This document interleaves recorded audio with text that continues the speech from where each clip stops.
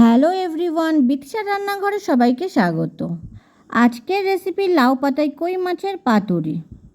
তার জন্য প্রথমে নিয়ে নেব পেঁয়াজ কুচি, আদা কুচি, কাঁচা লঙ্কা, নিয়ে নেব রসুন, আর দিয়ে দেব জিরে, ধনে আর শুকনো লঙ্কা গোটা। অল্প একটু জল দিয়ে পেস্ট বানিয়ে নেব। পেস্ট বানানো হয়ে গেছে। এরপর কই মাছগুলোতে লবণ হলুদ মাখিয়ে নেব। লবণ হলুদ মাখানো হয়ে গেছে। এরপর মাছগুলোতে যে পেস্টটি বানিয়েছি সেই পেস্টটি ভালোভাবে মিশিয়ে নেব। এরপর লাউ পাতাগুলোকে ভালোভাবে পরপর সাজিয়ে তার উপরে দিয়ে দেব অল্প পরিমাণ মশলা, দিয়ে তার উপরে মাছগুলোকে দিয়ে দেব, এরপরে দিয়ে দেব কাঁচা সর্ষের তেল, দিয়ে ভালোভাবে পাতাটিকে মুড়িয়ে নেব আর সুতো দিয়ে বেঁধে দেব।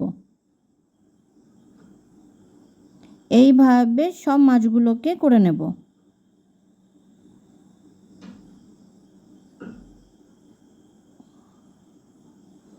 এরপর তাওয়া গরম করে নেব।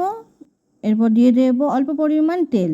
তেলটি গরম হয়ে গেলে লাউ পাতায় মোড়া কই মাছগুলো দিয়ে দেব। হালকা আঁচে ভাজবো। এরপর কিছু সময়ের জন্য ঢেকে রেখে দেব। আর এক পিঠ ভেজে নেব।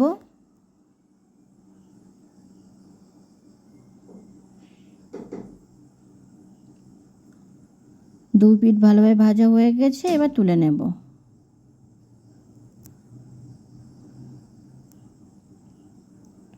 তৈরি হয়ে গেছে আমাদের লাউ পাতায় কই মাছের পাতুরি।